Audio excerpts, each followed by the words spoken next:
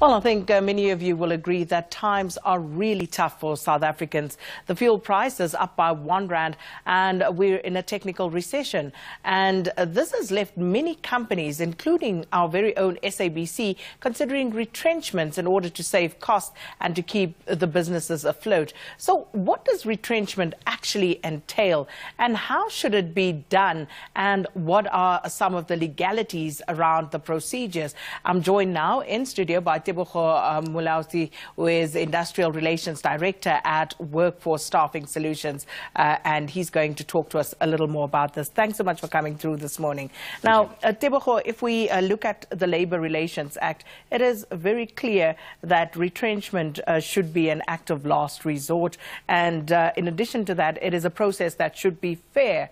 But very often people would agree that that is not the case because there's very little transparency when it comes to companies proving that this is in fact a last resort and it is a fair process. What has been your experience?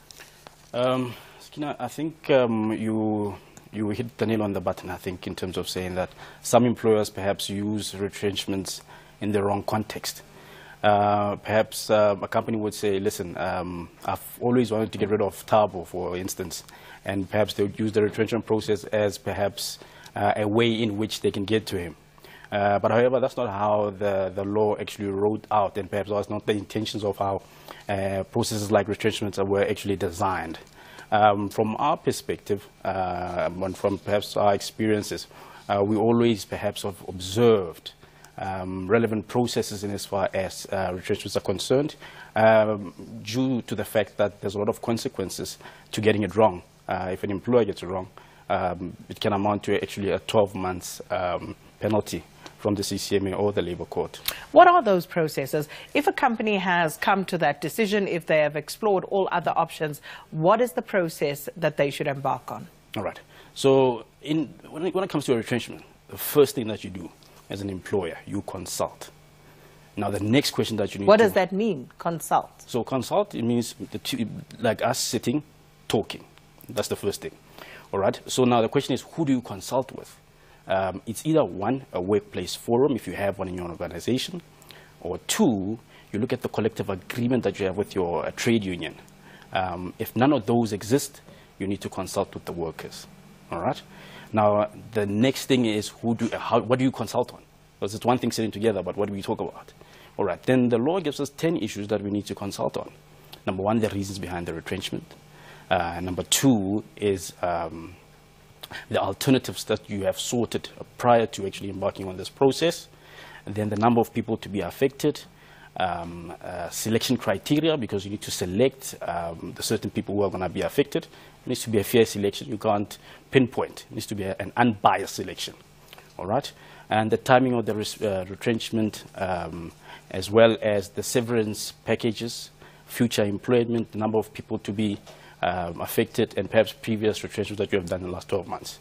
All these factors you need to consult on. And as an employer, you need to write a letter to the consulting parties to say, come to the table, let's talk about it.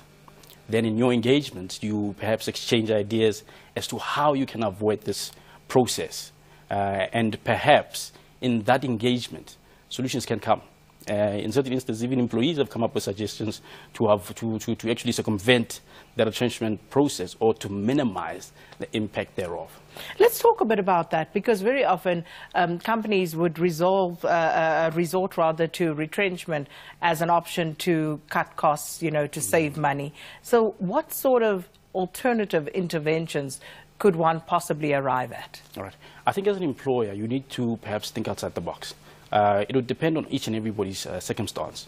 But for an example, you can have a layoff where you lay off employees for a certain period, and when you know your business will recover at a certain stage, then bring them back. Short time, let them work lesser hours as opposed to them working the normal hours just to cut costs. And one other thing that actually works, when you have a TES, a temporary employment service provider, because what you'd have when you have a temporary employment service provider, they would have various other clients in their pool. So instead of people losing their jobs, the TES can place that individual in another client so that they do not suffer the loss of a job. So you can look at various other alternatives. Perhaps the only thing is that it needs to be fair and objective. So, Tebogo, just if people want more information, because I'm sure there are many more questions, particularly, more pointed questions that people would have, where can they get more information? All right. If perhaps everybody would need some advice and perhaps ways in which they can handle issues such as retrenchment, they're more than welcome to send me an email. Well, my email is Tebogo, it's tebogomo@workforce.co.za. Tebogo, M-O? It's Tebogo, M-O, at workforce.co.za. Tebogo, thanks so much for stopping by. And I'm sure, many people would be rushing to actually get in touch with you to ask some of those pointed questions. Thanks to Tebogo Moalusi, who is an Industrial Relations Director at Workforce Staffing Solutions, talking to us about retrenchments and the processes to embark on. Well, we're going to go to a break, and when we come back, we'll say goodbye.